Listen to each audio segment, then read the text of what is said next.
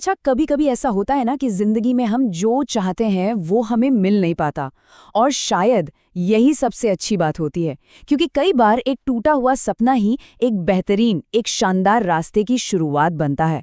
तो आज की ये कहानी एक ऐसे ही टूटे हुए सपने की है जिससे एक महान नायक का जन्म हुआ। तो सवाल ये उठता है कि क्या एक नाकामयाबी, एक टूटा हुआ सपना किसी को इतिहास बनाने की वजह दे सकता है? चलिए इस सवाल का जवाब ढूंढते हैं डॉक्टर एपीजे अब्दुल कलाम की इस जबरदस्त प्रेरणा देने वाली कहानी में। तो कहानी की शुरुआत होती है एक बहुत बड़े झटके से। एक सपना था जो पूरा नहीं हो सका और फिर एक नया रास्ता चुनना पड़ा, वो भी मजबूरी में। उनका सपना था एक पायलट बनने का, आसमान में ऊंची उड़ान भरने का। लेकिन वो पायलट बनने की परीक्षा में पास नहीं हो पाए। जरा सोचिए, उस इंसान के लिए ये कितनी बड़ी निराशा रही होगी। पर यही तो कलाम साहब की खासियत थी। उन्होंने हार नहीं मानी और अपनी इंजीनियरिंग की डिग्री के साथ डीआरडीओ मतलब defence research and development organisation में काम करना शुरू कर दिया। डीआरडीओ में उन्हें एक छोटे से हॉवरक्राफ्ट प्रोजेक्ट पर काम मिला, लेकिन सच कहूं तो उनका दिल इस काम में बिल्कुल नहीं लग रहा था। उनके अंदर एक आग थी, वो कुछ बहुत बड़ा करना चाहते थे, कुछ ऐसा जिससे सिर्फ उनका करियर न बदले बल्कि पूरे देश का भविष्य बदल जाए। और फिर साल 1969 में उनकी जिंदगी में एक बहुत बड़ा मोड़ आया। उन्हें आईएसआरओ यानी इंडियन स्पेस रिसर्च ऑर्गेनाइजेशन में ट्रांसफर कर दिया गया और कह सकते हैं कि यहीं से उनकी असली उड़ान शुरू हुई। इसरो में आते ही उन्हें एक बहुत बहुत बड़ी जिम्मेदारी सौंपी गई, SLV-3 बनाने की। ये भारत का पहला सैटेलाइट लॉन्च व्हीकल था।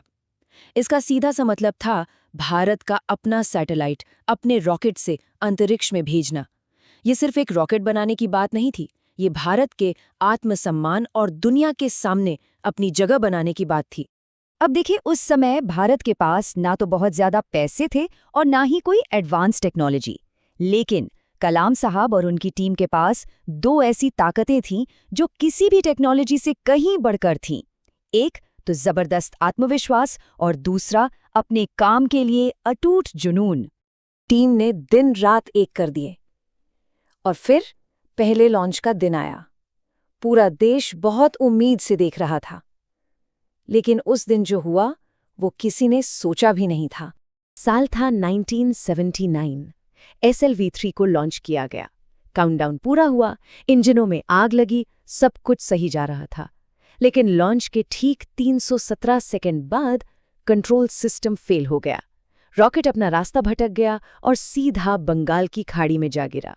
सालों की मेहनत, पूरे देश की उम्मीदें, सब एक ही पल में खत्म हो गईं। इस भारी नाकामी के बाद प्रोजेक्ट डायरेक्टर कलाम साहब और उनकी टीम सब टूट चुके थे। लेकिन तब इसरो के चेयरमैन सतीश धवन ने एक प्रेस कॉन्फ्रेंस की और पूरी दुनिया के सामने कहा, ये मिशन मेरी वजह से फेल हुआ है, इसकी जिम्मेदारी मैं लेता हूं। इस एक लाइन ने सब कुछ बदल दिया। उन्होंने न सिर्फ कलाम और उनकी टीम को मीडिया से बचाया, बल्कि उन्हें हिम्मत हारने से भी बचा लिया। और यही तो एक सच्चे लीडर की पहचान होती है ना? सतीश धवन ने असफलता की जिम्मेदारी खुद पर ले ली। और मजे की बात देखिए, ठीक एक साल बाद जब यही मिशन कामयाब हुआ तो उन्होंने प्रेस कॉन्फ्रेंस के लिए डॉक्टर कलाम को आगे कर दिया। ये एक ऐसा सबक है जो हर लीडर को सीखना चाहिए, चाहे वो किसी भी फील्ड में हो। उस एक बड़ी असफलता और लीडरशिप के उस शानदार सबक ने टीम में एक नई जान फूंक दी।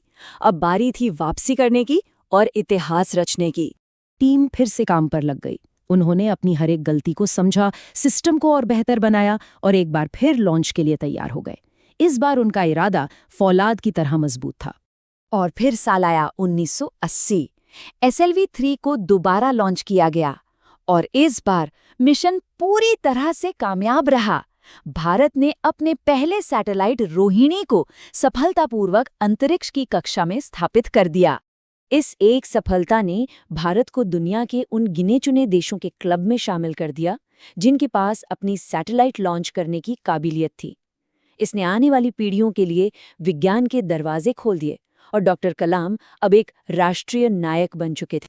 इसरो में मिली इस ऐतिहासिक कामयाबी के बाद डॉक्टर कलाम को वापस डीआरडीओ बुलाया गया। अब उन्हें एक और भी बड़ा मिशन सौंपा गया, जो भारत की सुरक्षा के लिए बहुत बहुत जरूरी था। साल 1983 में उन्होंने IGMDP यानी integrated guided missile development programme की शुरुआत की। इसका बस एक ही मकसद था, मिसाइल टेक्नोलॉजी में भारत को आत्मनिर्भर बनाना, ताकि भारत को अपनी सुरक्षा के लिए किसी और देश की तरफ ना देखना पड़े। इस प्रोग्राम के तहत भारत ने अपनी रक्षा के लिए एक मजबूत ढाल तैयार की, जैसे कि पृथ्वी, जो कम दूरी पर सेना की मदद करती है, अग्नि, जो लंबी दूरी तक जाकर दुश्मन को रोक सकती है, आकाश, जो आसमान से आने वाले किसी भी खतरे से देश को बचाती है, और नाग, एक स्मार्ट एंटी टैंक मिसाइल जिसे दागो और भूल जाओ भी कहते हैं। और इसी शानदार कार्यक्रम की वजह से डॉक्टर अब्दुल कलाम को वो नाम मिला जिससे आज पूरा देश उन्हें जानता है, the missile man of India. Kalam साहब हमेशा एक बात कहते थे, वो कहते थे कि सपने वो नहीं होते जो हम नींद में देखते हैं, अरे सपने तो वो होते हैं जो हमें सोने ही नहीं देते।